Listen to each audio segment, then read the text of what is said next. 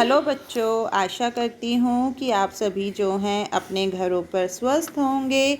आज जो है हम अपनी ज्योग्राफी की क्लास में हमारी जो फर्स्ट बुक है मानव भूगोल और उसके मूल सिद्धांत, ये हमारी बुक का नाम है और ये हमारी ज्योग्राफी की पार्ट 1 है। पहले मैं आपको ये बता देती हूँ कि आपकी ज्योग्राफी की इस बार 2 बुक्स हैं।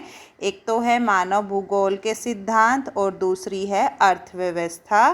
तो आज जो है हम शुरू कर रहे हैं मानव भूगोल और उसके मूल सिद्धांत। ये हमारी बुक है और इस बुक का जो 10th चैप्टर है मानव बस्ती, आज हम उसकी शुरुआत कर रहे हैं। चैप्टर बहुत इंटरेस्टिंग है, आपको पढ़ने में भी जो है मज़ा आएगा। तो पहले तो आप ये देखो, मानव जीवन के लिए क्या है, 3 मूलभूत आवश्यकताएं आपको पता ही हैं, रोटी, कपड़ा और मकान। ये उसके जीवन की 3 मूलभूत आवश्यकताएं हैं। मानव जीवन की वैसे तो बहुत सारी आवश्यकताएं हैं, परंतु सबसे ज़्यादा ज़रूरत हमें किस चीज़ की पड़ती है? रोटी, कपड़ा और मकान। तो आज जो अब आप देखते हो मकान, अब आप जिस गली में, जिस मोहल्ले में, जिस नगर में, जिस शहर में रह रहे हो, वो आपकी एक तरीके से मानव बस्ती ही कहलाती है। मानव बस्ती यानी कि मनुष्यों के रहने की जगह। मनुष्य जहाँ जिस एक अपने स्थिति के अनुसार, सिचुएशन के अनुसार जिस जगह अपना जीवन व्यतीत करता है, वो हमारी मानव बस्ती होती है। अब सबसे पहले तो बस्ती शब्द का क्या अर्थ है, बस्ती क्या होती है? आवास मनुष्य की क्या है? आवास यानी कि घर मनुष्य की मूलभूत आवश्यकताओं में से एक है। यहाँ झोपड़ी से लेकर क्या है, हवेली तक को हम परिभाषित कर सकते हैं।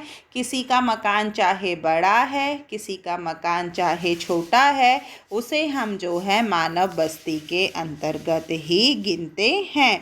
बस्ती मनुष्य के आवासों के उस संगठित निवास स्थान को कहते हैं जिसमें उनके रहने तथा प्रयोग करने वाले सभी भवन तथा उनके आने जाने के लिए बनाए गए रास्ते व गलियों को शामिल किया जाता है। मैंने आपको पहले ही बताया है, जिस नगर में, जिस शहर में, जिस गली में, जिस मोहल्ले में, जिस घर में और आपके निवास से संबंधित जो जो जगह है, जो जो स्थान है, उन सब का हम मानव बस्ती के अंतर्गत गिनती करते हैं।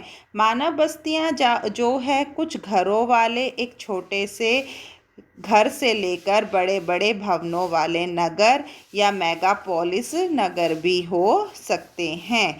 और क्या है, मनुष्य की ये मूलभूत आवश्यकताओं में से एक है, इसलिए छोटे से छोटे मकान से लेकर बड़े से बड़े मकान तक जो है हम इसमें गिने जाते हैं। और बस्ती से तात्पर्य क्या है? मकान व झोपड़ियों का एक ऐसा प्लान होता है जिसमें आवासीय भवन, पशुओं के लिए बाड़ा, औजारों व अन्न के लिए भंडार होते हैं।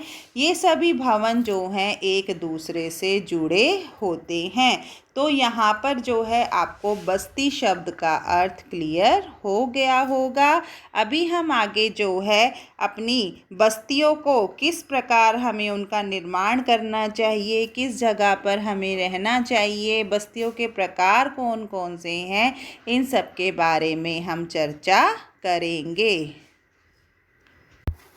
अब है हमारा मानव बस्ती।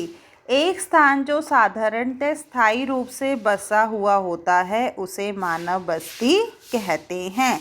अब है हमारा बस्तियों का वर्गीकरण। बस्तियों का वर्गीकरण किसके द्वारा होता है? ग्रामीण और नगरों के बीच, यानी कि गांव और नगरों के बीच जब बस्तियां बट जाती हैं तो वहाँ क्या आ जाता है? बस्तियों का वर्गीकरण, यानी कि गांव के आधार पर और शहरों के आधार पर। यहाँ क्या है, गांव और शहरों के आधारभूत अंतर पाया जाता है और नगरों और शहरों के निवास का जो मुख्य व्यवसाय है वो द्वितीयक और तृतीयक क्रियाएं होती हैं। अभी आपको ये पता है कि हमारी जो कार्य प्रणाली है उसे हम 4 वर्गों में विभाजित करते हैं। प्राथमिक क्रियाएं, द्वितीयक क्रियाएं, तृतीयक क्रियाएं और चतुर्थक क्रियाएं। प्राथमिक क्रियाओं में क्या आता है आपका, जहां आप कच्चा माल लेते हैं, जैसे दूध है, दूध और ऊन प्राप्त करना है, मतलब आप जो पालतू पशु पालते हैं या जो आप कृषि करते हैं, कृषि करने में जैसे आपका बीज बोना आ गया, फसल तैयार करना आ गया, ये सब जो है आपका प्राथमिक क्रियाओं के अंतर्गत आता है।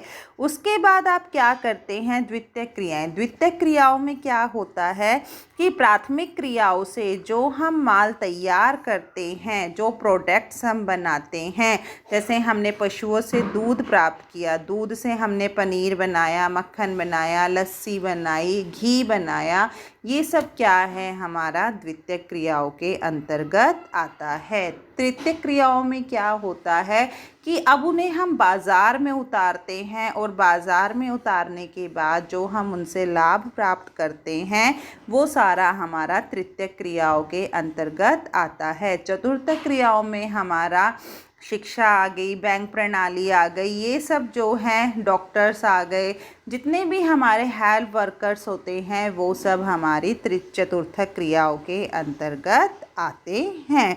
तो आपको पता ही है कि गांव और शहरों की जो गतिविधियां हैं उनके अंतर्गत काफ़ी अंतर पाया जाता है। आपको जैसे दिख भी रहा होगा, प्राथमिक क्रियाओं की गतिविधियां यहाँ बताई भी गई हैं। कृषि करना, मछली पकड़ना, लकड़ी काटना, खनन कार्य मतलब खनिजों को प्राप्त करना, पशु पालना इत्यादि जो है हमारी प्राथमिक क्रियाएं होती हैं।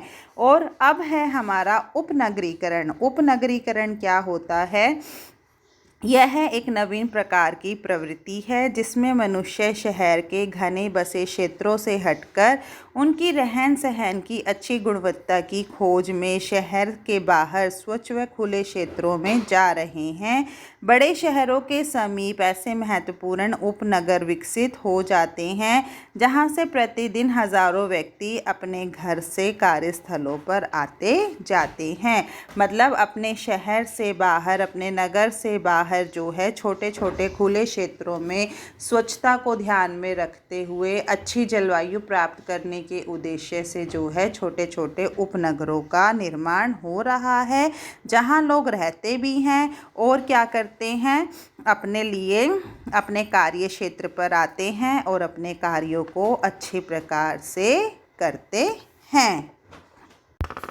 अब है हमारा कि स्थान किसको कहते हैं, साइट को, स्थिति किसको कहते हैं, सिचुएशन को।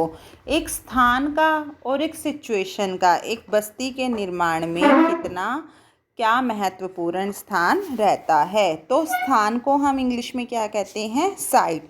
बस्तियों के स्थल से अभिप्राय उस वास्तविक भूमि से होता है जिस भूमि पर कोई बस्ती बसी होती है, यानी कि जिस जगह पर आप रह रहे हैं, जिस स्थान पर रह रहे हैं, वो उस जगह का क्या है, उस जगह पर जो बस्ती बसी हुई है उसकी वो साइट कहलाती है। वास्तविक भूमि को इसके अंतर्गत गिना जाता है।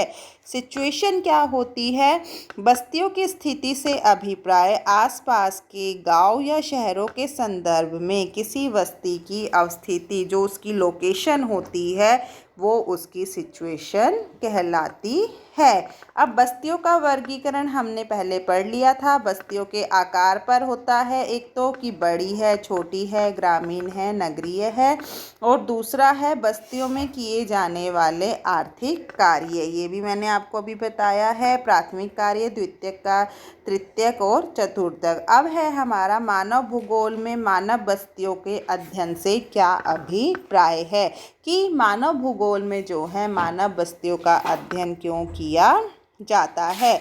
मानव बस्तियों का अध्ययन मानव भूगोल के अध्ययन का आधार है, क्योंकि मानव भूगोल जो आप पढ़ रहे हो अब अपनी कक्षा में, तो मानव भूगोल का अर्थ क्या हुआ, मनुष्य से जुड़ा हुआ भूगोल।